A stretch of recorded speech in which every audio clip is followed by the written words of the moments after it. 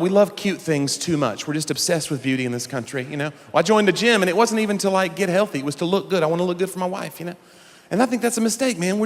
Nobody's cool. Nobody cares. We joined a gym. There's guys in there that look like they're my age. I just turned 40, you know? There's a guy in there. I was like, this guy looks like I would look, you know, if I cared.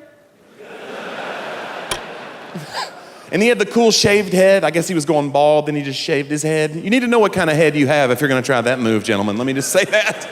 You need to know what kind of craters you're working with. But he was so ripped, and I was feeling bad about myself until he turned around. When he had fat rolls on the back of his neck, I gotta tell you, I rejoiced inside, because the way I see it, I may never have a six-pack up here, but at least I ain't got a pack of hot dogs in the back. That is just...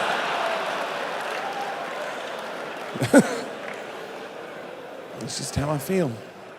I don't know. But we're weird about food, and I'll true to you, the cute thing, it goes too far, because we went on a mission trip to Southeast Asia with my church, and they eat dogs and cats there, you know? Right, and the whole team's like, what are they doing? No, because those are our pets. We don't fry up cute stuff here. We got rules. It's gotta be a little funny looking, that's the rule. And the funnier looking an animal is, the more cruel we will be, not even think about it, you know? We get to a restaurant, we're like, what is that, a lobster? Looks like a bug. Boil him alive, boil him!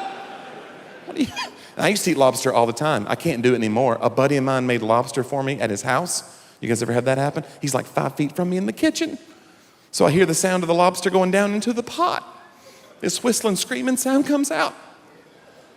I was like, I'm out of here. I can't do it. He comes out all defensive. Johnny, settle down. First of all, that's not a scream, okay? That's just a physiological reaction. That's air escaping. Air is escaping. I said, that's what a scream is.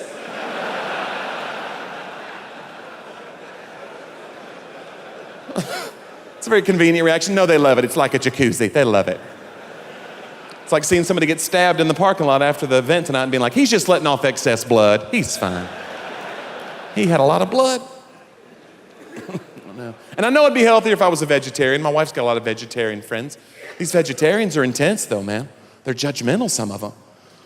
They're like, do you know what you're doing to your body? My wife has vegan friends, you know, and I didn't know what that was. She was like, we don't even eat anything made from an animal.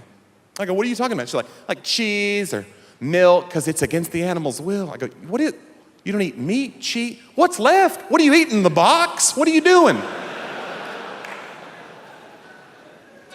And I'm a Cracker Barrel the other day, eating my old timer's breakfast with my wife like a gentleman. And my wife's friend's staring me down the whole meal, watching me eat my piece of bacon. She's staring me, I can tell she's dying to say something, you know. Finally, I'm like, what? She's like, do you have any idea how they make that? Oh. I was like, I don't, but you tell them they're nailing it, because this is,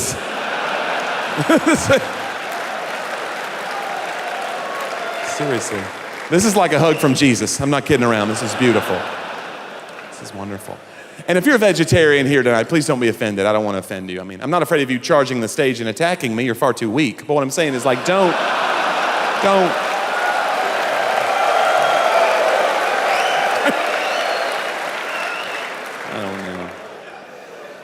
Because I think we're all conflicted, if we're honest with ourselves. We're all a little bit conflicted about the meat stuff, you know? And I know we've had meat all over and I love it. But I'll prove it to you, and it goes back to our love of cute things. We change the name of the meat, the cuter the animal gets. Why do we do that? That's a coping skill, you know? That's why chicken meat is just chicken. Fish meat is just fish. Why? They're ugly and beady-eyed. Kick them in the face. We don't care. We get to cows, though. We're like, cows are kind of cute. Beef. This one is beef now, okay? Let's make an agreement. This isn't deer, Lord, no. Venison, enjoy that venison, yeah. Yeah. This isn't raccoon, this is a McRib. We change the names, you guys. We change them. So, yeah. Some of you guys are like, is that true? We don't know what's in a McRib, be honest with yourselves. All we know is it goes away and then it comes back. Where is it going? McRib is back, where did it go? Was the government involved? It's horrifying. And at Vanderbilt University, where I live in Nashville, they had a college student, chemistry major. He did a study on all the chemicals in some of these fast food items. And it made the newspaper because he found a chemical in McRibs also used to make exercise mats. That is true. That is gross, you guys. And if you're in here and you eat McRibs, you're probably like, what is an exercise mat?